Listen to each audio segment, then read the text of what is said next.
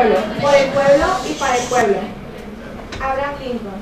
Maestros, estudiantes, expositores y autoridades presentes, tengan ustedes muy buenos días. A nombre de la Facultad de Ciencias Económicas y Sociales y de la Sociedad de Alumnos de Economía y Finanzas, le damos una cordial bienvenida por su presencia en esta mesa de análisis entre estudiantes y maestros del segundo debate presidencial, primera actividad de la Semana del Estudiante 2018. A continuación, el doctor Oscar Aguilar Soto, director de la facultad, nos dará unas palabras de bienvenida. Muy buenos días a todos. Quiero felicitarlos por estar hoy con mucha energía, con mucho ánimo. Arrancamos prácticamente la semana del Día del Estudiante, una semana que para nosotros es muy importante, a partir de que el pilar fuerza, el que sostiene prácticamente a esta facultad, así como a toda la universidad, son los estudiantes. La actividad real que ustedes desempeñan es básica, esencial. Esta semana es una semana muy intensa que arranca prácticamente con esta mesa de debate y concluye el viernes próximo en el Parque Las Riberas con un rally donde nos vamos a hermanar estudiantes, profesores, incluso personal administrativo, si esto es posible, y vamos a concluir directamente con una taquiza el viernes. Yo, en lo particular, como director de esta facultad, me es muy grato para mí este tipo de eventos, en atención a que se saca músculo de parte de estudiantes y profesores para poder no enfrentar, sino para poder confrontar puntos de encuentro, opiniones directas en torno a la situación que presenta hoy las distintas dinámicas económicas, sociales y políticas de nuestro estado, de nuestro país, y este acto en particular vamos a demostrar que el conocimiento que estamos adquiriendo en las aulas es útil, que el conocimiento que estamos adquiriendo en las aulas tiene un sentido, que no solamente es problematizar, sino de plantear un conjunto de explicaciones viables a situaciones como las que hoy se están generando, y que como lo observamos el día de ayer por la noche, eventos de debate, eventos de confrontación de ideas, eventos de generación de estrategia y generación de programas posibles, viables para dirigir o enrumbar este país a situaciones de mayor crecimiento y desarrollo, que generen confort para las familias de México es fundamental, y las escuelas de economía, a través de sus estudiantes y sus profesores, poseer la capacidad que se tiene para presentar alternativas viables de solución a un conjunto de problemas que se tienen en materia de crecimiento y desarrollo económico. Por eso, hoy para mí es muy satisfactorio dar inicio al arranque de estas actividades, en la cual este primer debate nos va a mostrar de lo que estamos hechos, estudiantes y profesores, porque no solamente se trata de establecer un punto de encuentro de diálogo, sino de presentar opinión en torno a situaciones que hoy prevalecen en el conjunto de la sociedad. Por eso yo quiero agradecerles y quiero felicitarlos, tanto estudiantes como profesores, por este tipo de actividades. Enhorabuena, muchachos, continuemos con este tipo de prácticas que nos hermanan y que nos conducen a situaciones que van más allá del aula, a situaciones que nos permiten a todos nosotros ser punto de encuentro, ser punto de opinión y constituirnos en algo que es muy importante para nosotros, estudiantes, profesores, haciendo posible lo imposible en la FACES. De tal suerte que, pues, los dejo para que ustedes se hagan cargo de esta situación, para que ustedes controlen y lleven a buen puerto este tipo de actividades.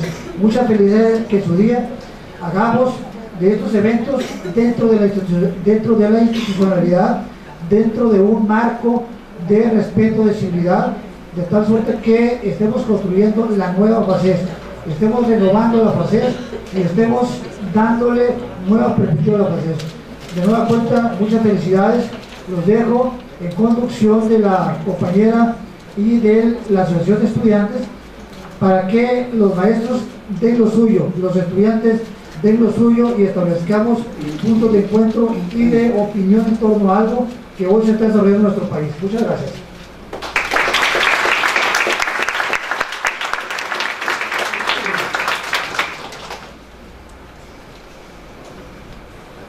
Muchas gracias por sus palabras, director.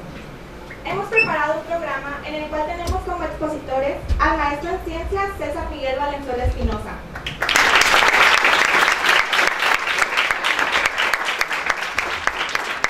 al doctor Arturo Retamosa López,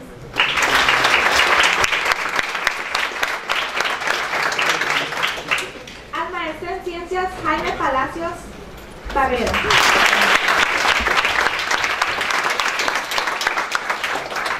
al igual que a los alumnos Luis Alfonso Gagiola Martínez,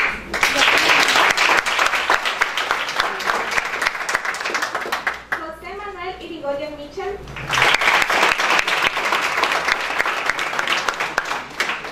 y a Kumaro Antonio González Aragón.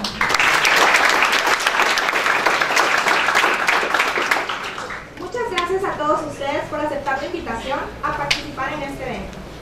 Antes de comenzar, recordemos los bloques centrales del debate llevado a cabo el día de ayer, 20 de mayo. Estos fueron el bloque 1, comercio exterior e inversión; el bloque 2, seguridad fronteriza y combate al crimen transnacional; y el bloque 3, derechos de los migrantes. En esta mesa de análisis se tiene por objetivo conocer las opiniones de nuestros invitados, lo que ellos pudieron observar de los candidatos, su desenvolvimiento y uso correcto de los tiempos. ¿Quién ganó el segundo debate presidencial? ¿Quién fue el mayor perdedor? En verdad, los primeros ganadores fueron los electores con el nuevo formato de participación ciudadana que se dio anoche por primera vez. ¿Qué podemos decir de los resultados de cada uno de ellos? Y por supuesto, las propuestas y planes estratégicos planteados por los presidenciables son posibles, contundentes, claros y realmente los mejores. Para comenzar con la búsqueda de dar respuesta a estas y más cuestiones, cedo la palabra al maestro en ciencias César Valenzuela. Recordemos que cada uno de los expositores tendrá aproximadamente 5 minutos para su intervención. Bien, buenos días. Primero que nada, felicitarlos por la organización de este evento. Me llama la atención que tengan esa preocupación por los temas que se acaban de comentar el día de ayer, y creo que es muy justificada su preocupación, porque lo que se está decidiendo no es cualquier cosa. Lo que viene puede ser el cambio de algo importante o la continuidad de muchas cosas que ya conocemos. Dentro de esa perspectiva, yo me centraría en el primer punto, que se refiere a los aspectos económicos del debate. Yo empezaría diciendo que por las características del debate, tanto el primero como el segundo, resulta complicado poder encontrar una propuesta económica más precisa. Me estoy refiriendo a que, si lo vemos desde la perspectiva de la política económica, que debiera de ser la parte central de esto, pues no existe un planteamiento claro en términos de cuáles serán los objetivos prioritarios de la política económica a partir de 2019, como sabemos. No obstante, lo que hacen los candidatos es prácticamente mencionar todos los objetivos de la política económica juntos, dándoles, no dando, en su caso, un nivel de prelación. ¿A qué me refiero? Cuando se habla de crecimiento económico, distribución del ingreso, cuando se habla, en su caso, de empleo, de estabilidad de precios, de lo que vendría a ser mejor calidad de vida, se habla de todo y no se establece qué va primero, qué va después. Usted diría, bueno, es que todo es importante. Sí, estamos de acuerdo que todo es importante, pero en materia de política económica tenemos que definir niveles de prelación, cuál es el 1 y cuál es el 2. En esa medida tenemos que establecer los instrumentos de política económica con los cuales los podamos lograr.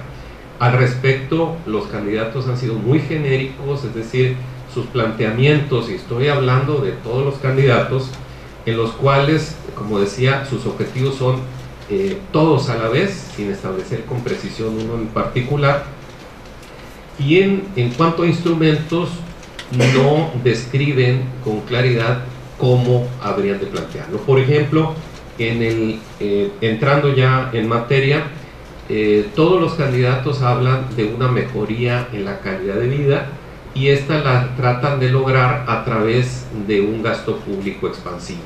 Unos hablan de una renta social universal, otros hablan de un apoyo a lo que son adultos mayores, a mujeres jefas de familia, a lo que vendrían a ser estudiantes que ni estudian ni trabajan, etcétera. Pero al final de cuentas, todo es una política de gasto público asistencialista que va dirigida en ese sentido, y que, independientemente de quién lo plantee, en todos los casos son inviables en términos de un esquema de finanzas públicas manejables. Es decir, todo esto nos lleva a un elevado déficit que finalmente vamos a tener consecuencias. Por eso les decía al principio que qué bueno que se preocupen, porque al final alguien va a pagar los platos rotos, y esos platos rotos pueden ser una deuda externa muy elevada, independientemente de cuál de las opciones se decida. En otras palabras, aquí no hay una propuesta concreta por ninguno de los candidatos para poder lograr esa mejora en la calidad de vida. ¿Qué es lo que estamos observando? Propuestas políticas, concretamente, que van dirigidas a ganarse la simpatía de los electores, y en donde esas propuestas políticas son muy breves, y observamos quien menos dice y quien mejores resultados obtiene en las intenciones de voto. Entrar a más detalle hasta cierto punto puede generar una, digamos, pérdida de atención del elector, y eso es lo que menos conviene. Entonces hay que decir poco, pero hay que decirlo fuerte y hay que decirlo contundente.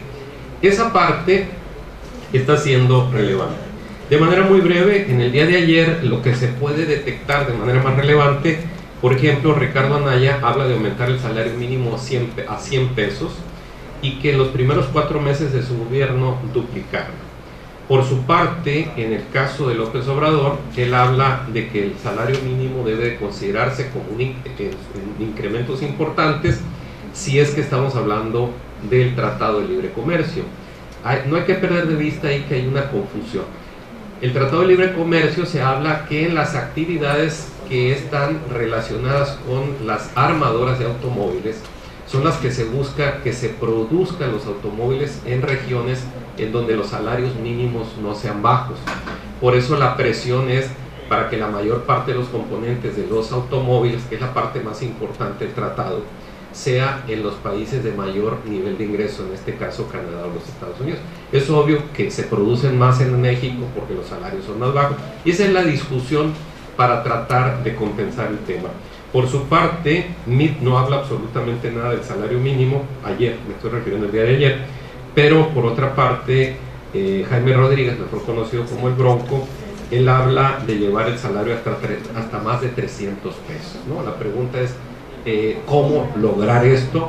Sabemos que los incrementos a los salarios por decreto no son una solución, sino que esto implica finalmente un problema mayor que el que se genera precisamente, que el beneficio que se obtiene aumentando los salarios. Por otra parte, y bueno, también habla Ricardo Anaya junto con esto de la posibilidad de disminuir el impuesto sobre la renta, y que en aquellas personas que ganen menos de 10,000 pesos el impuesto sobre la renta no se cobre, de tal forma que esto le generaría prácticamente el equivalente de un mes más de ingresos en el año. Es decir, bajándole los impuestos es como si tuviera un ingreso de un mes más.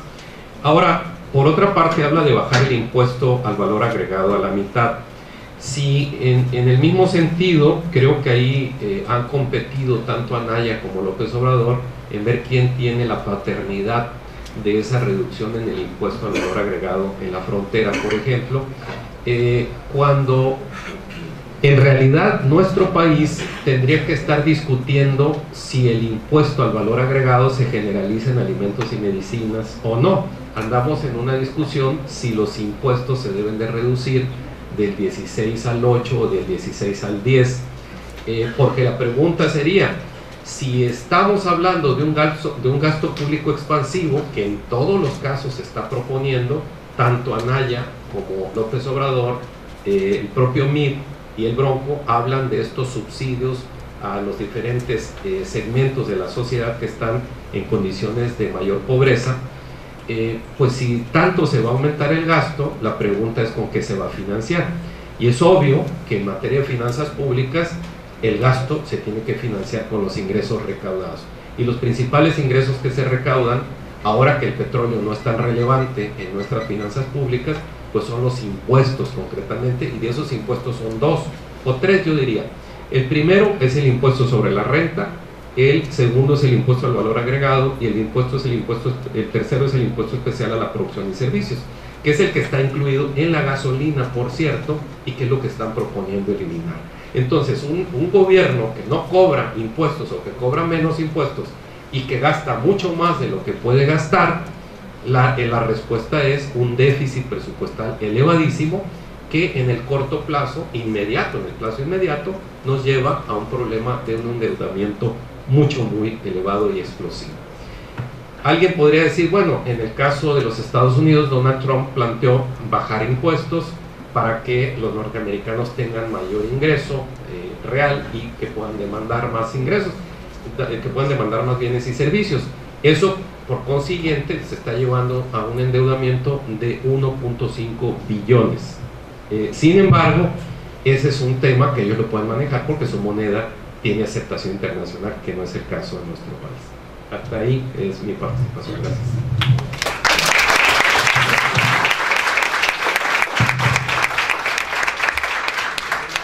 Muchas gracias por compartirnos su visión, maestro.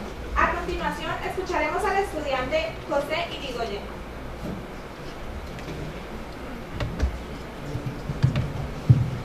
Bueno, antes que nada, buenos días a todos.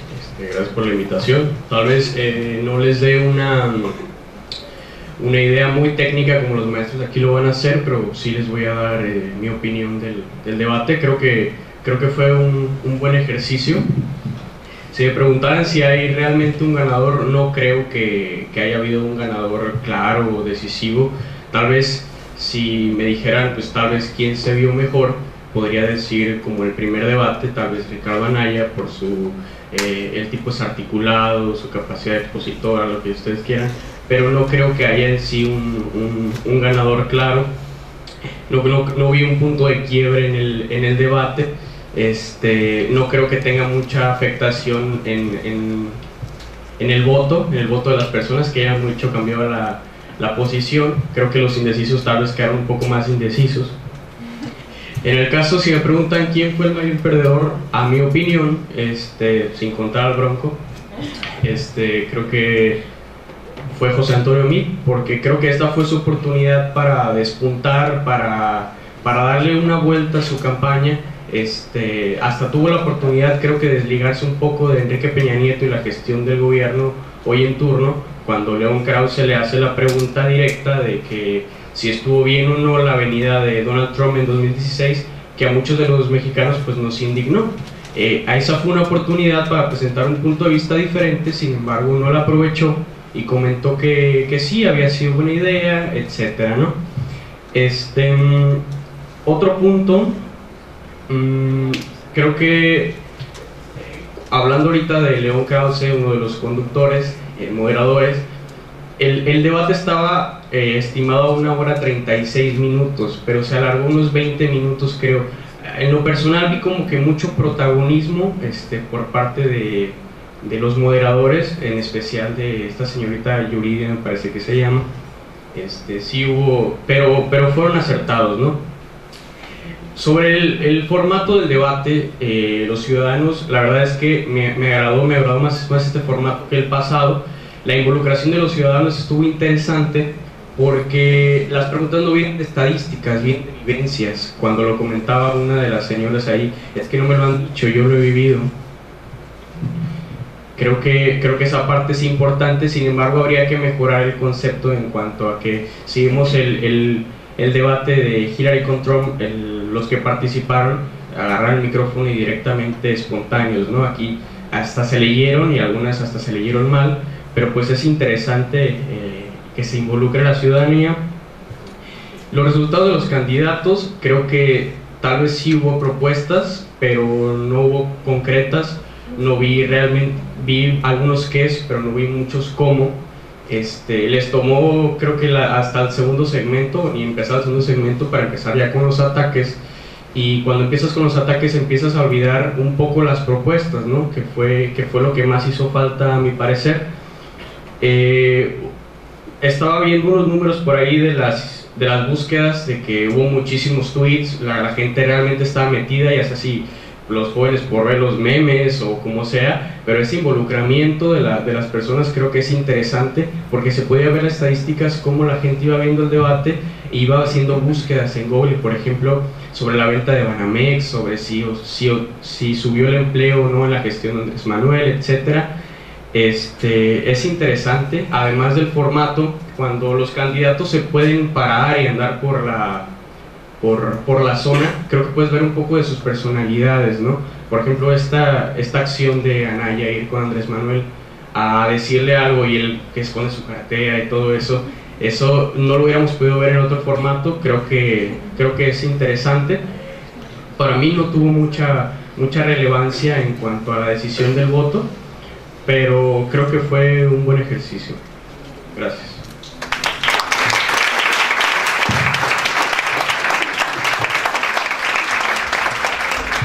Muchas gracias por tu perspectiva.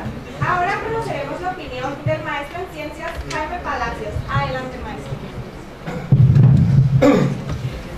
Compañeros y compañeras, yo felicito a los organizadores de este debate, pero también solicito a los 101 que están presentes como estudiantes en esto, porque justamente en la Facultad de Economía cosas como estas se deben de reflexionar, deben de ser ustedes protagonistas permanentes del análisis, la investigación, la crítica, la observación, la opinión sobre los grandes temas nacionales.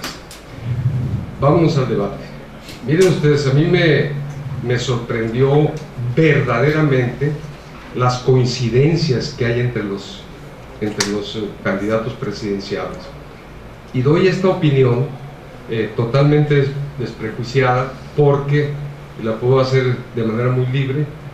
Ninguno de los tres candidatos me parecen una real y verdadera alternativa para un cambio verdadero en nuestro país. Por eso no tengo alternativa en esta elección, y por eso puedo dar una opinión muy libre de lo que vi, de lo que analicé. ¿Cuáles fueron los grandes temas que se abordaron? Emigración, seguridad pública, relaciones comerciales, salarios, inversiones y política fiscal. Fueron los grandes temas que deberían de llamarnos la atención y nuestro interés. Y todos coinciden en estos grandes temas. Fíjense qué cosa tan curiosa. Aparentemente se querían comer unos a otros, se criticaban, se decían adjetivos descalificativos, pero vamos por partes. Todos están a favor del Tratado de Libre Comercio. Las diferencias entre ellos es que MID o MEADE, las palabras en español se pronuncian como se escriben, ¿no? MEADE plantea que ya se debe de firmar el Tratado de Libre Comercio, porque de no hacerlo esto está generando incertidumbre para la inversión privada, particularmente extranjera. Y el Pejeritingo y el Canallín, como se dijeron ahí, dicen no, espérense, después de las elecciones.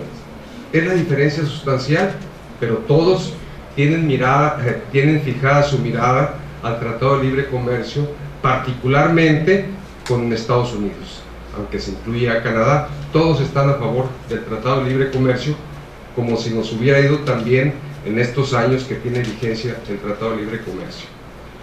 Todos están porque se aumenten los salarios, ¿no?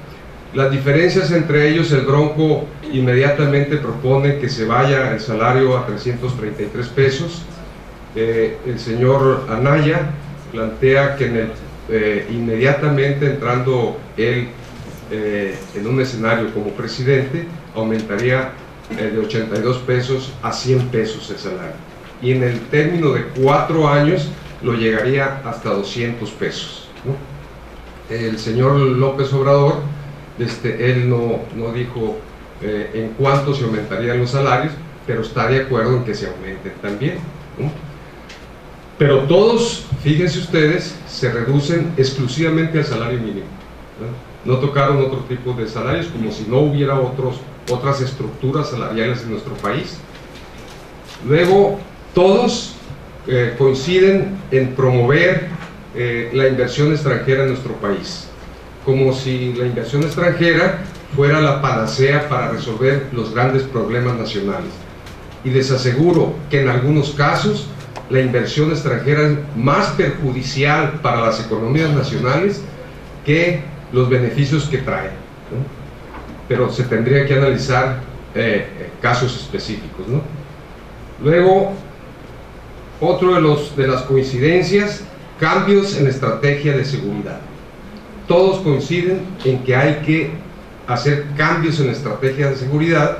La diferencia que pude percibir es que en el caso de MEADE, pues se está planteando, hay que fortalecer la estrategia, corregir algunos errores, pero no cambiarla, ¿no? Luego,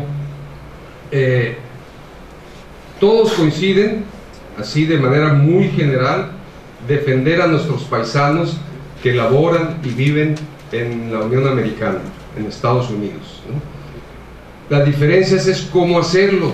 Algunos ya están planteando que los consulados estadounidenses de México en Estados Unidos, todos se conviertan en una especie de procuraduría de defensa de los migrantes.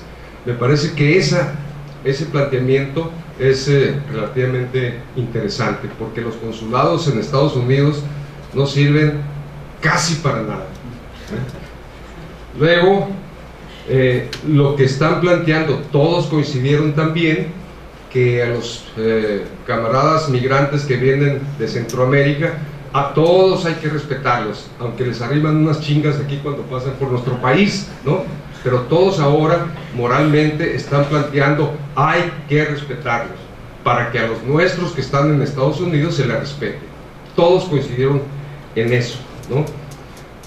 Luego, hay una coincidencia que me parece muy relevante. Todos coinciden en la preservación absoluta del sistema económico, y lo voy a decir con sus nombres. Nadie toca ni con el pétalo de una rosa el sistema económico capitalista, que es este sistema una de las grandes causas que generan nuestros grandes problemas nacionales, y ahí nadie lo toca, ni la más mínima crítica tan siquiera. Otras coincidencias que yo vi, que pude percibir, es que todos coinciden en la preservación, también de manera absoluta, del presidencialismo mexicano. Ahí no hay cambios, ¿no? Ahora, ¿cuál es la diferencia que se da entre ellos? Primero, los niveles salariales que hay que implementar y los tiempos para implementar variaciones, incrementos en los niveles salariales. No pude percibir en realidad cuáles eran las diferencias que tenían ellos en términos del Tratado de Libre Comercio, salvo las fechas de firma del Tratado de Libre Comercio.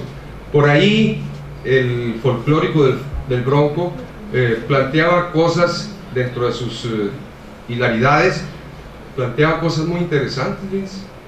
Por ejemplo, decía, a ver, el Tratado de Libre Comercio se ha dedicado exclusivamente a regular el flujo, el intercambio del flujo de las mercancías, pero al ser humano se le ha dejado de lado. Es decir, como si no contara el ser humano en las relaciones comerciales, sino solamente las mercancías y los servicios, ¿no? Me pareció algo interesante, que si se le pregunta algo más al Bronco, se va a salir por la tangente, ¿no? Y una cosa que planteaba el Bronco, por cierto, que todo el mundo se le paraba los pelos de punta a punta cuando dijo: el salario mínimo debe incrementarse en 335 pesos aproximadamente, que es lo que establece justamente el artículo 123 constitucional en su apartado sexto, que el salario mínimo debe ser de tal magnitud que logre la satisfacción de las necesidades materiales del trabajador y de su familia, de tal manera que 335 pesos de salario mínimo, se podría aspirar a cumplir cabalmente con el precepto constitucional que regula el monto del salario mínimo. Estas fueron algunas cosas que se pude percibir, de manera que los tres, de una u otra forma, están planteando más de lo mismo. Fue notorio, por supuesto, que el señor Meade está planteando de manera muy burda la continuidad del modelo económico, ¿no? Los otros, sin que atenten contra el modelo, pues plantean algún cambio de forma. El señor López, ¿qué es lo que nos plantea como la panacea para resolver todos nuestros grandes problemas nacionales? Acabar con la corrupción. Y de ahí no sale, ya se acabó el tiempo. ¿Y por qué no me avisan? Acabar con la corrupción es la panacea de erradicar los grandes problemas nacionales. Me parece que es muy cuestionable eso, porque además él en sus prácticas ha sido candil de la calle y oscuridad de su casa, y se los digo con conocimiento de causa.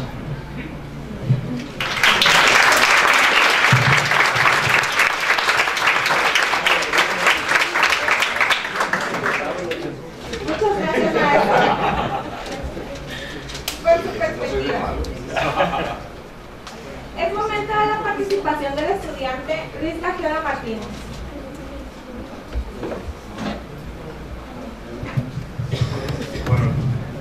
Buenos días, gracias por la invitación, y más que nada yo quiero hacer mi análisis del debate al primer segmento que se hizo sobre el comercio internacional, y también quiero hablar sobre las propuestas que traen los candidatos para saber hacia dónde van dirigida su presidencia. Entonces, en la primera pregunta que se les hizo sobre la exportación, ¿cuáles fueron las diferentes respuestas que hubo entre los candidatos? Por ejemplo, para Jaime Rodríguez, alias El Bronco, nos habla de que Estados Unidos no es el único país con el que deberíamos de tener relación, sino que deberíamos buscar relaciones internacionales en materia de tratados con países ubicados en Asia y en Sudamérica, para buscar una mejor relación comercial con estos. En cambio, Andrés Manuel López Obrador, por su parte, habla de que para mejorar la exportación mexicana se necesita una mejora en la política interior. Una de las mejores maneras para mejorar las exportaciones del país sería buscar un mayor fortalecimiento en el mercado interno. Además de esto, también nos habla de que se necesita aprovechar el Tratado de Libre Comercio de América del Norte, ya que este ha contribuido en las relaciones con los países norteamericanos.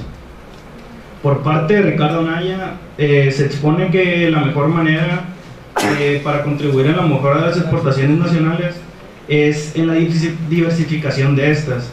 No solo tomar a un solo tratado, o no solo dirigirnos a un solo país.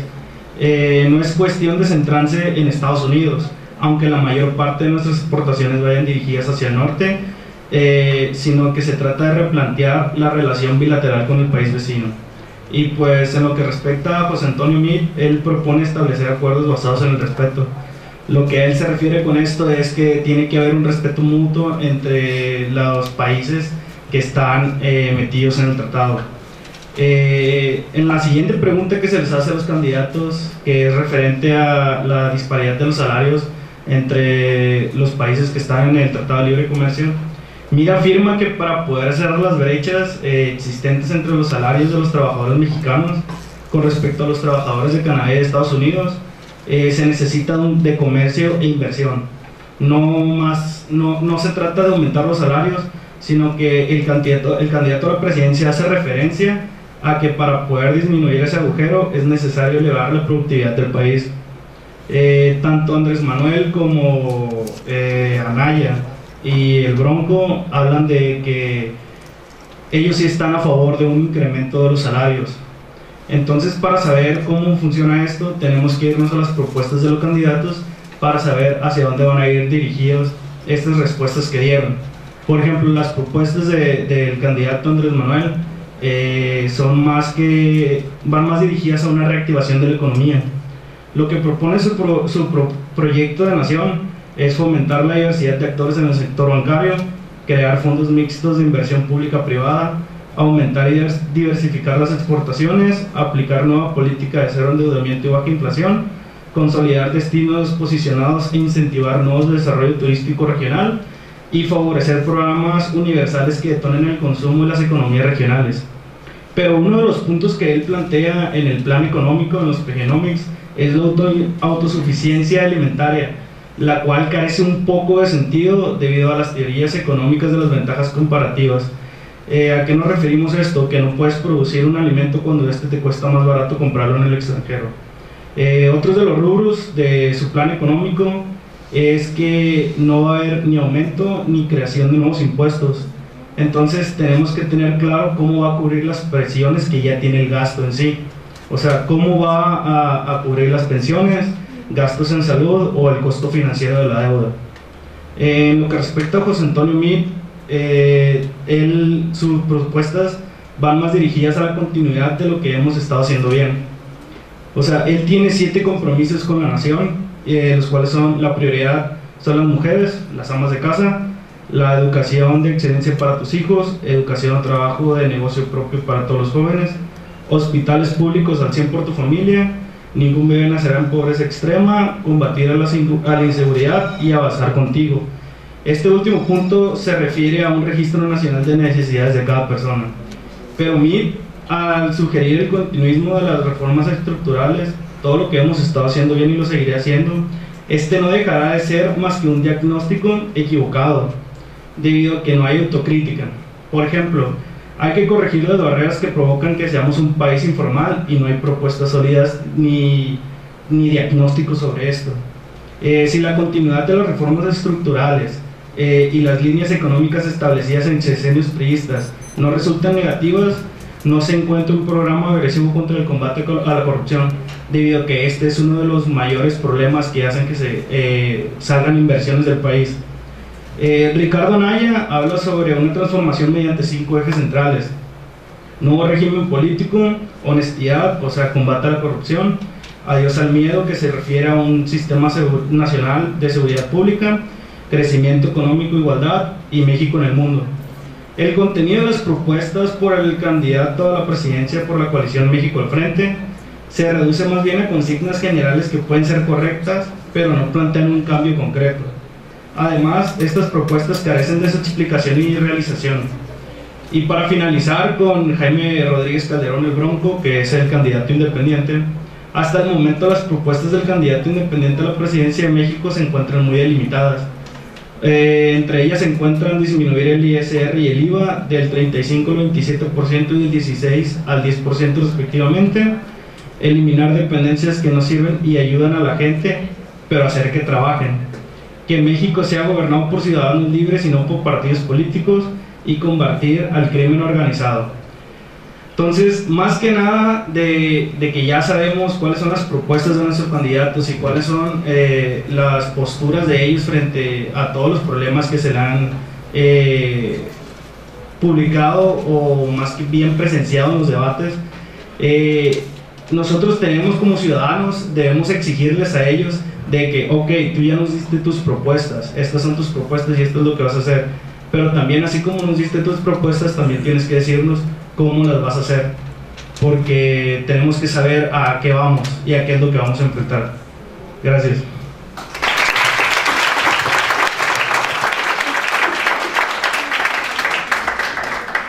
Muchas gracias, Luis. A continuación, daremos la palabra al estudiante Romaro González. Nos platicará su perspectiva. Bueno, primero que nada, buenos días a todos. Gracias por esta invitación, la verdad, no me lo esperaba.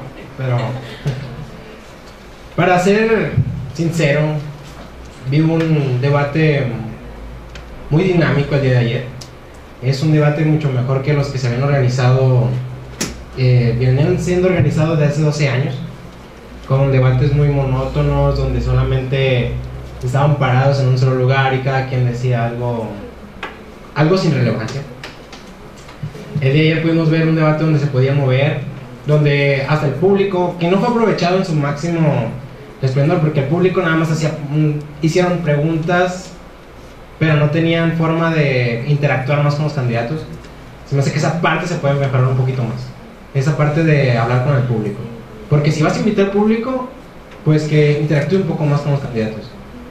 No tiene caso que nada más estén ahí sentados como maniquíes o monitos ahí hechos de cera. Ahora, sobre el asunto del debate, me gusta la parte en que ellos se ponen a proponer ahora sí, en que no nada más fueron ataques de que, como la vez pasada, todos contra Andrés Manuel, de decir, es que el candidato Andrés Manuel, es que el señor López, es que el López Obrador, es que... No, esta vez cambió un poco más el formato y realmente si les preguntaban algo no se ponían a decir, es que López Obrador propone esto y yo propongo esto. No, ¿yo qué propongo? Eso fue lo importante en este debate.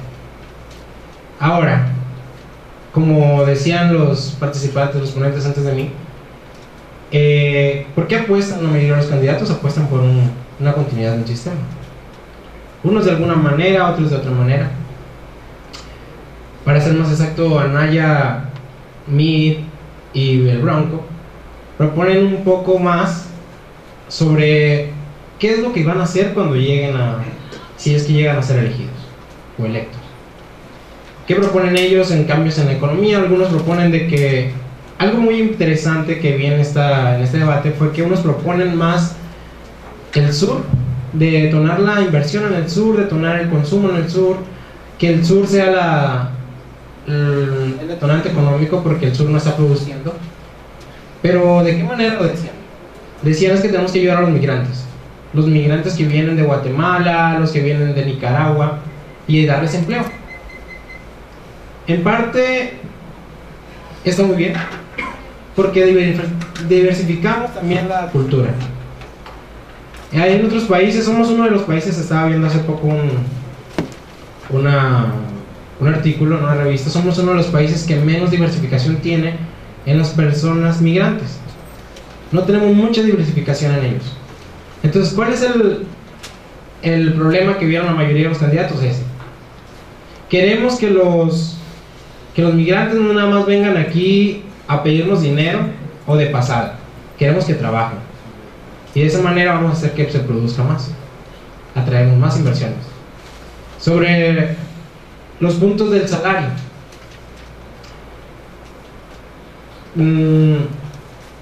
algo que me pareció interesante, que por fin empezaron a proponer cuál era la meta del salario, porque ahí podemos ver más o menos qué es lo que quieren hacer. Algunos lo quieren hacer por decreto. Eso de que de uno subiera el salario a 335 pesos se me hace un poco insensato, más en el entorno económico que tenemos en nuestros días. O sea, México sí está un poco creciendo, muy poco o casi nulo, y tener un aumento del salario a ese nivel creo que traería más inflación y más problemas de los que actualmente tenemos. ¿Qué propone el candidato Andrés Manuel en eso? Corrupción e impunidad, una varita mágica. ¿Por qué? Porque él dice que cuando él llegue ya no va a haber corrupción y va a haber impunidad. No dice cómo, no dice qué va a hacer, solamente dice cuando yo llegue a la presidencia no va a haber corrupción. ¿Y va a cambiar la mentalidad de las personas? No lo creo.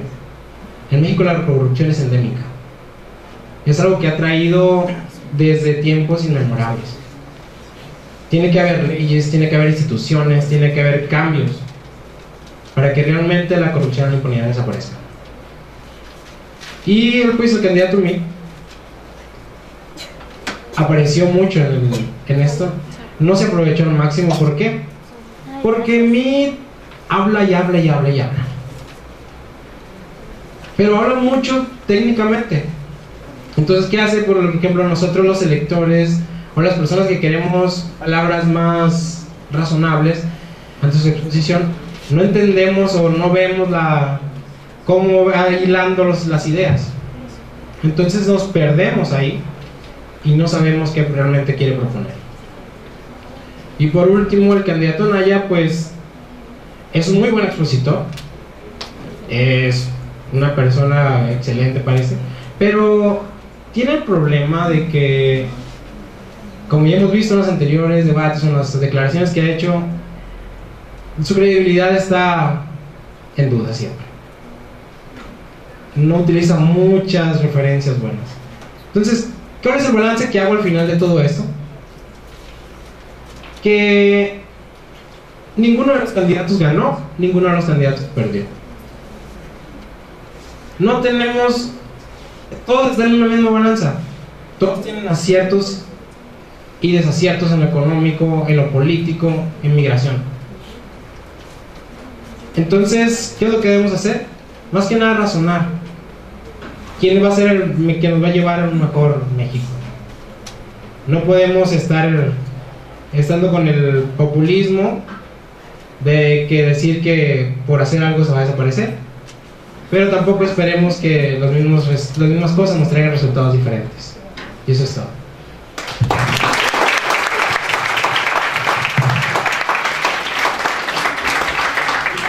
Muchas gracias, Gumaro. Ahora te puedes retirar a hacer examen. Tenemos del grupo 1-1. Suerte.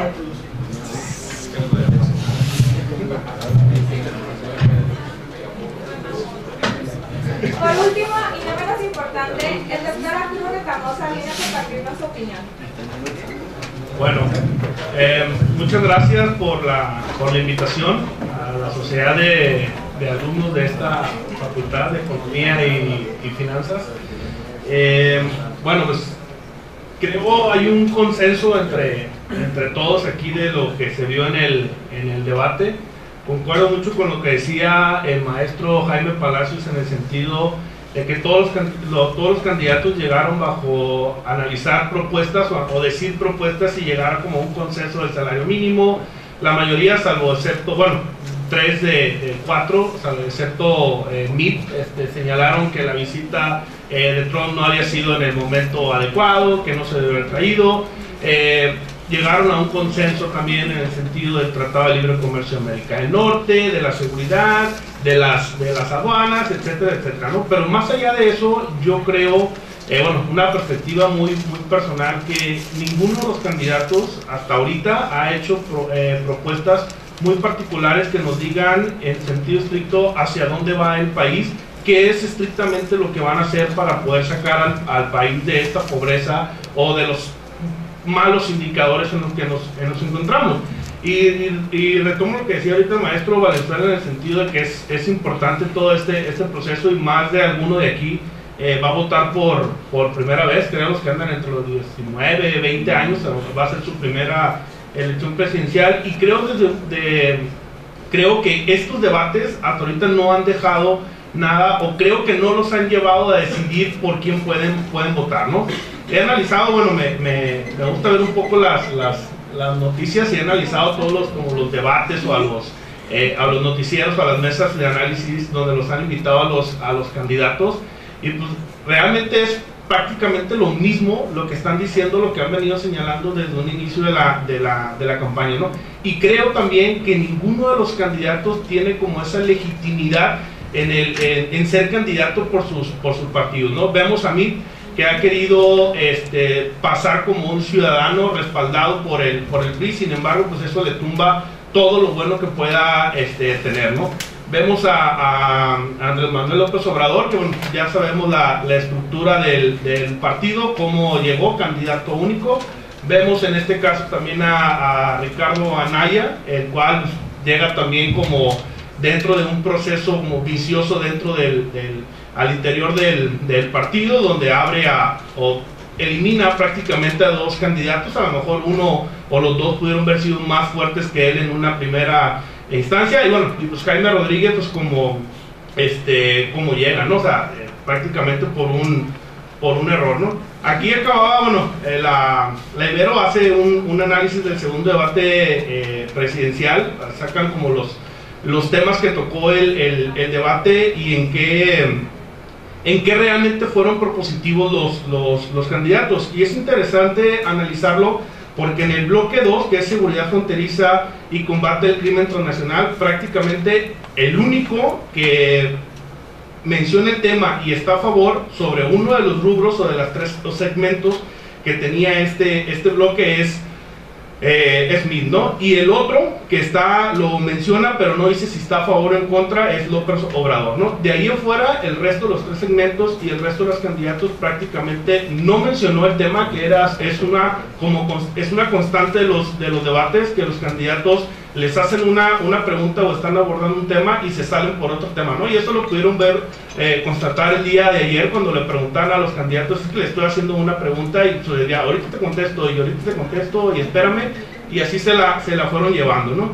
Y el bloque 3, bueno, son los dos análisis que hace la Ibero de derechos de los migrantes. Bueno, pues aquí sí hay una mayor participación con respecto a las propuestas, con respecto al candidato Anaya y el candidato Smith, ¿no? Y López Obrador, bueno, mencionaba las propuestas, sin embargo no mencionaba si estaba a favor o en contra, ¿no?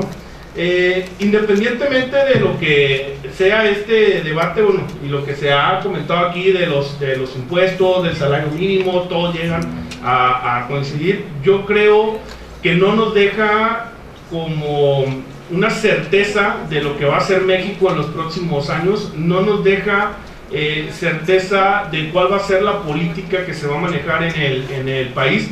Hay muchas como dimes y diretes o muchas ambigüedades en los medios, en las redes sociales, información que circula de que si vamos a ir para allá, de que si nos vamos a convertir acá, de que si no va a haber comida, de que si va a pasar esto. Yo no creo, independientemente del candidato que llegue, que vaya a suceder algo extraordinario, que vayamos a estar realmente mal, ¿no? Sin embargo, sí creo que las diferencias entre cada uno de los candidatos o las propuestas que traen, uno es dar continuidad a la política que está vigente actualmente, otro es como revisar, en este caso, bueno, Smith es dar continuidad, Anaya creo, o como lo entiendo yo, es dar como una revisión a lo que está, y si funciona se queda y si no se va, que parece hasta cierto punto bien. Y López Obrador va en el sentido de decir, bueno, lo que funcione, como prácticamente eliminar todo, ¿no? Revisar, pero más en el sentido de eliminar o echar para atrás todo lo que no ha funcionado, o en sentido estricto las famosas reformas estructurales que en tanto han dado de hablar en México, y que todavía está lo podemos decir así, en suspenso de si va a generar un análisis, un resultado positivo o negativo, si realmente está trayendo lo que se esperaba de esas reformas, ¿no? Tiene la reforma educativa y la reforma energética, que son las principales o las más como cuestionadas en este tiempo, ¿no? Entonces creo que el debate pues no dice nada, no nos lleva, para mí, no nos lleva a ningún lado. Literal, yo ayer me estaba durmiendo con el debate, la verdad no sentí que fuera algo que valiera la pena. El formato, bueno, no me meto en el formato, no sé de esos temas. Lo que sí creo, y vi muy claramente ahí, que las preguntas que traía el público, bueno, por lógica ya eran como preguntas preestablecidas, pero como que no eran de ellos, ¿no? Esa idea de decir, es que yo lo viví, es que a mí me torsionaron, es que a mí esto, no creo que que realmente haya sucedido así, ¿no? Yo creo que hay algo más. Ahí eran como preguntas a modo, acorde a los temas que iban a tratar los candidatos, ¿no? Y si un análisis en general de los dos debates, pues es cero, ¿no? Creo que si realmente nos ponemos a particularizar cada una de las propuestas o de los temas que dicen los candidatos, pues no llegamos absolutamente a nada. Entonces deberíamos de remontarnos desde que iniciaron las campañas, ir como sacando todas esas, como si hicieran un control de lectura, ir sacando los puntos claves de cada uno de los candidatos para poder tener una noción de hacia dónde se va a orientar nuestro voto en las próximas elecciones. ¿De qué es importante? Es importante este proceso. Va a ser complicado el primero de julio del 2018, ¿no? Y creo que estos debates, o esta falta o carencia de propuestas, no es solamente en los debates presidenciales, sino que es en los debates en los estados, tanto para senadores como para diputados o presidentes municipales. Bueno, no se ha dado el de presidentes municipales en Culiacán, pero creo que va a ser totalmente también carente de propuestas. Ya lo vimos el del Senado. Si vemos ahí, bueno, las cámaras de la industria o la Coparmex o la Intercamaral han organizado algunos como mesas de análisis, no tanto debate, sino mesas de análisis con los diputados federales de Sinaloa. Me parece que ya fueron los del 5, ya fueron los del 7, y pues no hay absolutamente nada, ¿no? O sea, realmente no saben a lo que van ellos, no dicen cuáles son realmente sus funciones como senadores o como diputados, y piensan que van a salvar al Estado, que van a salvar al país, ¿no? Y pues esos serían mis comentarios, más allá de las propuestas, para no repetirlas, que concuerdo con lo que decían los invitados aquí a esta mesa, ¿no? Gracias.